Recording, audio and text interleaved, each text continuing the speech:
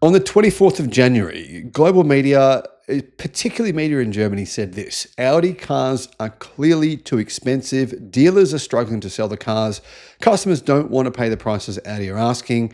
And this was in Germany, but the same thing was said by dealers in the United States.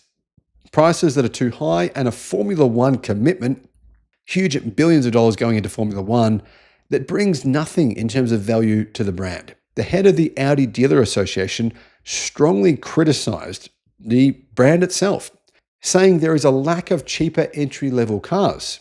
That was a really strong reaction. And I don't think anyone expected that Audi's head of their dealerships, that their actual dealerships themselves, were struggling so much. We know that Audi sales went down last year significantly, and it meant that, they're now losing to Tesla. And even Tesla sales went down, but Audi sales went down even more than that.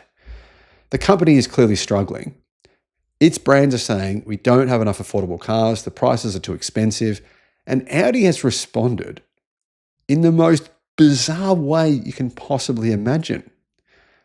I'm still just sitting here thinking, what did they just say? Hello, my friends. Welcome to the channel. I'm Sam Evans. You're watching the Electric Viking. Great to have you with us. YouTube members, thank you for supporting the channel. If you'd like to become a YouTube member, we now, I think, have more than 500 members. I'll put a link in the description below. It was reported today that Audis are set to get more expensive, but even more premium, and that Audi would get rid of the cheapest Audi cars. So the cheapest Audi cars already weren't cheap enough for a lot of buyers. But even the cheapest cars, Audi are getting rid of them. They're going up market. They want to be more like Bentley. Audi has an armada of new and updated models coming in 2025, but it also has its sights set on becoming a premium luxury brand.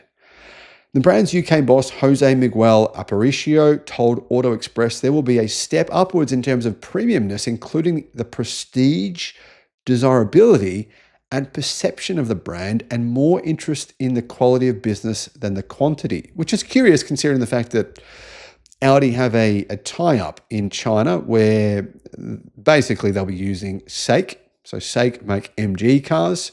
They'll be using essentially the MG vehicle platform. Well, it's the IM Motors vehicle platform, but anyway, it's made by the same parent company. So, Audi in China are saying, we're going to remove the badges from our cars because people don't perceive them as being Audis as being premium in China. But now the parent company in Germany is saying, hold on a minute. We're going up market. We're getting rid of all the cheap cars. We're going to go Bentley level. Audi is part of the Volkswagen Group, which also includes brands like Bentley and Porsche. According to Auto Express, Mr. Aparicio believes there's space within the Volkswagen Group for Audi to step up in its luxury orientation without hurting its other premium brands, Porsche and Bentley. Luxury is covered by Porsche and Bentley, and in the premium market, there are many segments and many ways of bringing a proposition to a customer, he told Auto Express. It's not a fundamental change. It's an evolution and has to be followed by adjustments to the customer experience. It's something we have to do with our retail partners. I think dealerships are going to think this is a really bad idea. They already think that they're struggling because their cars are too expensive, and they're going to become even more expensive. Here's what they said. We're significantly increasing the center of gravity in terms of price because we are more present in these sectors. The number of customers in C and D segments we want to approach is increasing. We are significantly increasing the center of gravity in terms of price. It's a bizarre way of saying our prices are going to go up. That means a significant increase in price, he went on to say, and in order to do it successfully, we really need to create the brand attraction and desire. The essence for this is product innovation, but we also have to offer a premium customer experience to them. We are talking about making an evolution, moving upwards. Here's the big challenge that I see. I don't think Audi has any particularly really desirable cars. I mean, we all know the future of the automotive industry, whether or not you hate it or not, doesn't matter. The future of the automotive industry is electric. Audi doesn't have any particularly great electric car technology. Do they have the fastest charging speed? Not by a mile. Do they have the highest energy density batteries? Absolutely not. Do they have the best self-driving technology? No. What exactly do they have to charge massively increased prices? The C segment designation refers to vehicles like the Audi Q3. The D segment models include the Audi Q5. Audi previously confirmed it won't replace the B segment Audi Q2 and A1. It's getting rid of its cheaper models. It just wants to go for more profits by selling more expensive cars. Former Audi CEO Markus Duesmann told Handelsblatt in 2022, "We will limit our range of models downwards and expand upwards."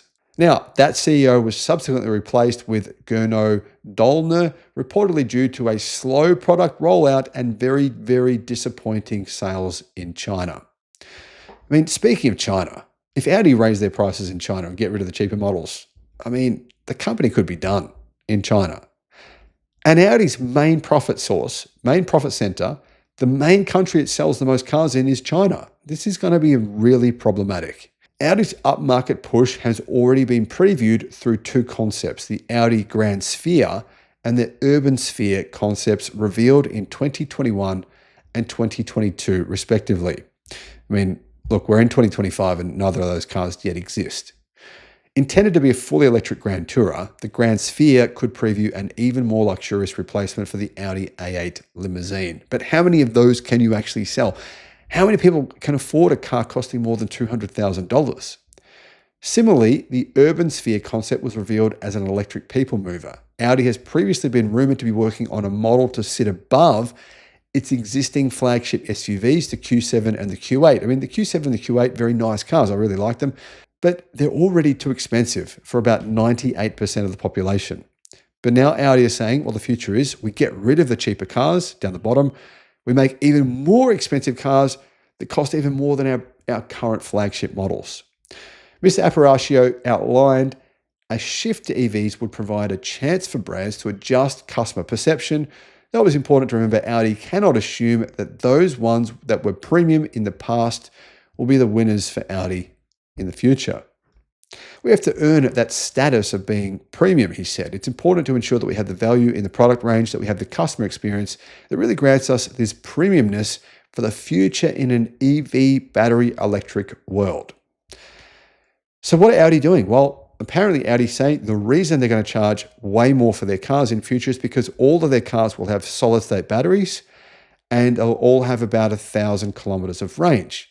Plus, they'll be able to charge in similar speeds to something like a Zeekr car that can charge at 600 kilowatt today.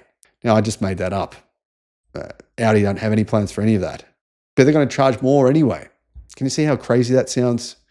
Now, interestingly, these new premium models from Audi, they are enormous. I mean, the A8 is, I believe, 5.4 meters long, 2 meters wide. It's a really big vehicle. Its wheelbase is 3.2 meters long. It uses a 120 kilowatt hour NMC battery, and it has dual motors for 530 kilowatt and 960 newton meters. Nothing special, to be honest, considering the BYD Han has more power than that. Claimed range is 750 kilometers on the WLTP cycle. It's good, but honestly, nothing amazing. The Urban Sphere, it's 5.5 meters long. I mean, it's bigger than a Ford Ranger. It's 2 meters wide and rides on a 3.4 meter wheelbase. What are your thoughts on this Audi plan for getting rid of their more affordable models, the ones that are, to be honest, selling better, and going up market, going premium? I believe it's sort of Audi saying, you know what, this is too hard. The Chinese are beating us. There's no point playing in this game, in this area of the market for volume. Let's just accept the fact that our sales are going to continue to fall for the next, 10 years. Let's just go for selling less cars, like Jaguar, who sell barely any cars, and make sure that every car we sell, we make a big profit on.